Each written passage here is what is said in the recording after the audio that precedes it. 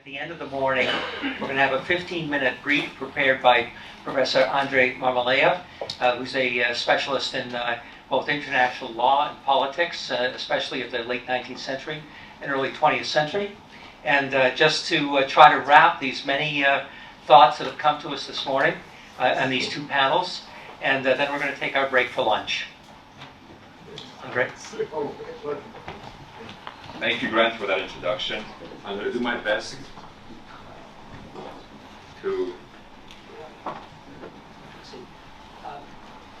Let me just say one word before this, if you don't mind. Not at all. And that is that Professor Inaba has actually organized a conference, quite like our conference here, similar topic, that's taking place in Shikoku in Japan.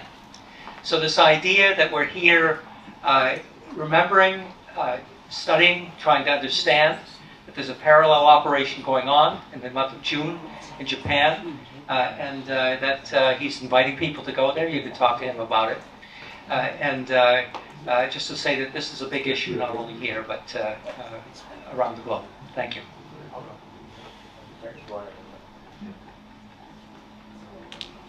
Thank you, Rod, for the introduction, and thank you to all the panelists this morning. I was tasked with summarizing all the papers, and let's count them. There's two on the military theorists and how they saw the war, one on memory, three on military operations, and then another three on the peace. So let's start first with Dr. Holmes' paper. He wasn't here to present it, but he basically set it up as the struggle between, on the one hand, Abdul Mahan, and on the other hand, Julian S. Corbett, whose theories would be vindicated by the Russo-Japanese War. And his argument is, in the paper, is that it's Corbett who is vindicated.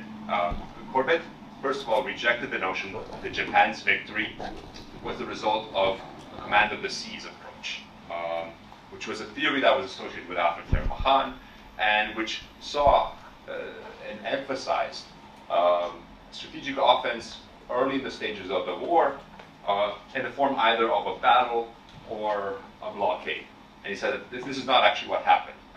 The Japanese actually used a joint forces approach that included on one hand naval forces, on the other hand land forces, that they husbanded their resources and used them only at the best appropriate time.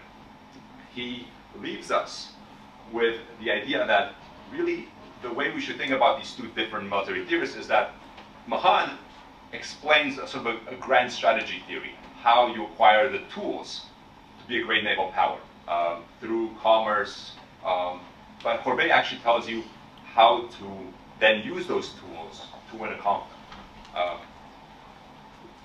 Professor Mauer's paper doesn't really disagree with this, I think. I don't think the conflict that Professor Holmes set up was sort of responded to by Professor Maurer. I think they essentially agree on how to characterize Mahan.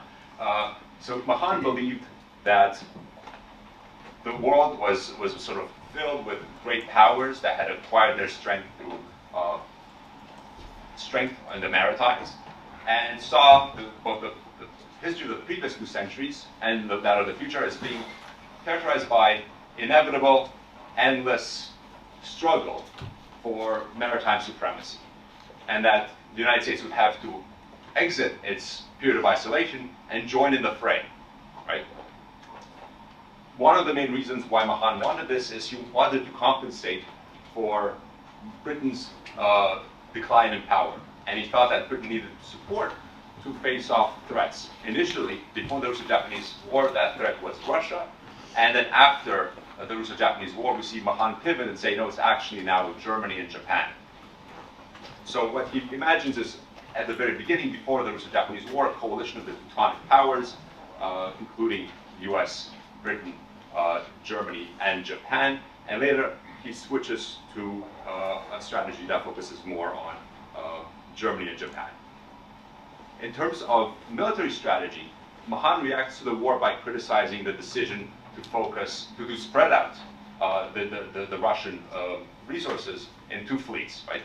This is actually strikingly similar to what Corbett was arguing. You have to, rather than try to take the initiative too soon, make sure to concentrate all your naval resources until they're ready to strike.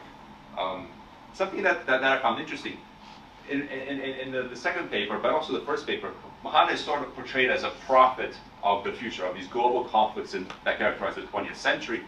But he's also in some ways a contributor, right?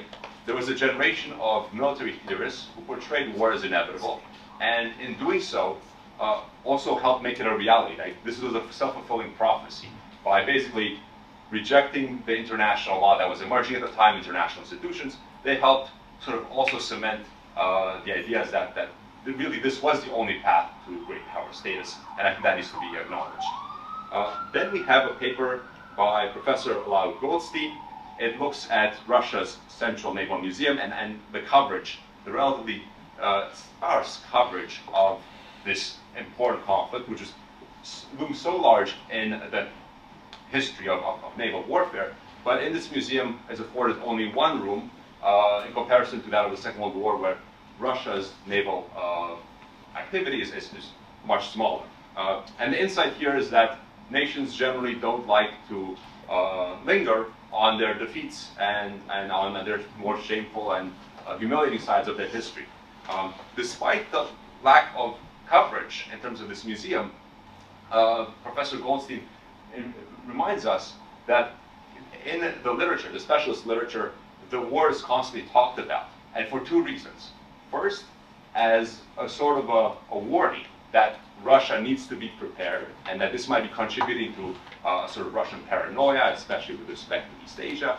And the second point, that Russia is vulnerable because its neighbors, either Japan, Ukraine, and other neighbors, can be supported by its strategic rivals. So there's a strong emphasis in the Russian literature, and not just, I would say, recently, but even at the time, that Japan achieves what it achieves because of British and US support. So that's the first three set of papers. Then we have another three batch of papers that look more at military operations, right? So we start off here with Kozyrev's paper, and there's, I say, two main points. First of all, that Russia is unprepared, generally, and the other one that it suffers poor leadership passivity. And these two explanations, they're not necessarily in tension, but if you push this to say which one is the more important one, there is a slight tension in between them. Because if, as for instance, Admiral Stepan Makarov thought, if he foresaw Russia's defeat simply by Japan having taken the initiative, then basically unpreparedness is the only response. On the other hand, unpreparedness mixed with poor leadership, it can sort of create, the unpreparedness can be a contributing factor to poor leadership, because if you're fatalistic about the outcome of the war, that may lead you to become more passive. So I'm going to count the different forms of unpreparedness, right? We were referred to the technological and economic backwardness of the Russian forces, the various shortages they faced, the corruption, the disorganization, and then there's also this other factor, the passivity.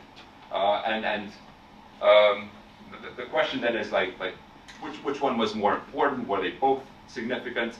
And in terms of the wartime posture, the Russia focused on winning time, on gradual strengthening, whereas Japan focused much more on speed and acknowledged its limited resources, which by the end of the war were pretty exhausted. And then we had two papers by Professor Inaba on different dimensions of first of all, one on military operations and another one on the peace stream. So I'm going to talk about the one on military operations. This one focused on submarine warfare and the fact that Japan had acquired submarines from the United States. They were never used, but fear of submarines prompted anti-submarine measures both by Russia and by Japan. And that the research for this interesting finding is largely based on US archives, the Japanese ones having been destroyed. The last three papers were on the Portsmouth Conference. And again, Professor Inaba introduced to us this idea that goes against the way that maybe Roosevelt was pro-Russian, right? And then the question comes like, in what way could Roosevelt have been pro-Russian, given that the conventional wisdom is that he was pro-Japanese? And Professor Inaba also illustrates this by showing Roosevelt's approach was a bit two-faced. With the Russians, he claimed to be pro-Russian. With the Japanese, he claimed to be pro-Japanese. The paper examines why Roosevelt withheld key information from the Japanese about Russia's willingness to cede the southern half of Sakhalin Islands to Japan. And the ultimate answer seems to be that he wanted to retain. The ultimate answer seems to be that there's no clear answer. But in the slides, or is it the paper? I believe it's maybe the paper. There was a suggestion that Roosevelt wanted to maintain leverage if negotiations became prolonged, and that this leverage could have been useful. Then we have further accounts about the negotiations, and they both interesting focus on the hosts, both in terms of the mediator, like Theodore Roosevelt, and the citizens of Portsmouth as playing the critical role, being decisive actors in this negotiation. So first we have Professor Pilchin, who argues that Roosevelt was the central character, and says that Roosevelt's primary motivation was to reestablish a balance of power in East Asia. And a secondary goal was to ensure that the balance of power also remained stable in Europe, by ensuring that the conflict in East Asia did not somehow spill or lead to a breakdown in relations between Britain and France. You'll recall that Britain and France each had an ally involved in this war, and they had recently concluded the Entente Cordiale, and an understanding that involved a wide-ranging imperial settlement, and Roosevelt didn't want this to fall apart. So what did he do?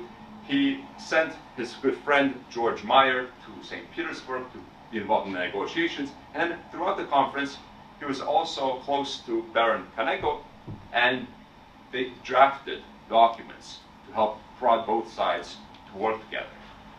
And as a result, is the argument, Japan moderated its demands, but still demanded an indemnity and Sakhalin Island.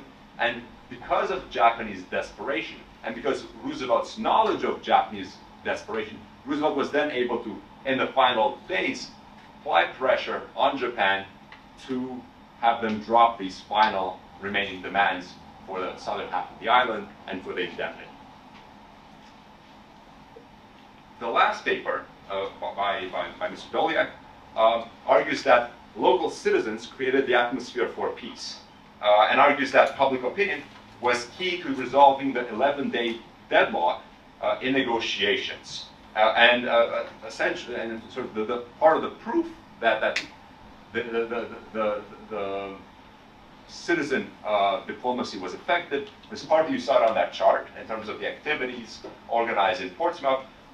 Partly it's also in the fact that the lead Russian negotiator twice rejected orders to break off negotiations, sending telegrams that he would continue to do so. Something that I found interesting about, especially the last two papers, is that they do not use US or Japanese sources, the kind that would shed a light on the actual thinking and decision-making of the key decision-makers. Like, to what extent did the citizens of Portsmouth sort of create a sense of obligation among the two delegations to stay and keep working out? To what extent did Roosevelt's pressure force Sergei Witte or his Japanese counterparts to make various concessions at certain points in time? That's what the kind of information, this type of information, the only place where you'd find it is sometimes in the memoirs, although memoirs are less reliable, more likely in the telegrams explaining back home why you're taking a certain position.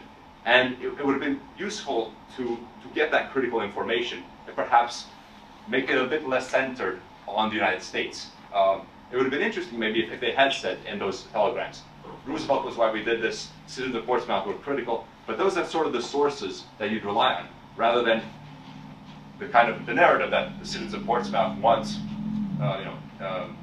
everybody to believe, or that the champions of Roosevelt want them to believe. So desperate to get some more information, I myself went and found the most readily available primary source, which is Sergei Witte's memoirs. There's two editions, one from 1921 that is rather bowdlerized, it's sort of like edited for the US market and is missing a lot of critical information. And then there's another one in 1990 that is the more complete version. And it's interesting because it kind of goes against some of these claims. For instance, Witte was not happy with the atmosphere in Portsmouth. He complained about the cramped quarters and the fact that one of his rooms apparently was encased in glass and it attracted gawking tourists who denied him of his privacy. He has very interesting ideas about US cuisine. He says that it's dangerous food, and he basically says that Count Komura, Baron Komura, fell ill after the conference because of the tendency in the US to refrigerate food and serve it cold. And then when it comes to Roosevelt's role, he doesn't give much credit to Roosevelt. He thinks Roosevelt is working on, well, for his own motives, selfishly, to sort of get more publicity. And as you might expect, Witte claims all the credit for himself. One of his arguments is that he was able to mobilize public opinion in the United States by appealing to sympathy, common racial sympathy, and by sort of emphasizing the alienness of the Japanese race. Now, we shouldn't take Witte at face. Maybe he's lying. Maybe he's just like an anti-American, and that's his account. Probably his memoirs are less reliable than the telegrams that were actually sent home. But the job of the historian is to use everything possible and then explain like what the inadequacies of certain sources, the strengths of others, and provide a larger account that hopefully, as part of global history, goes beyond the narratives left to us by Roosevelt's champions or by the citizens of Portsmouth. It was a great start to the conference, and I invite you all now to join me for lunch.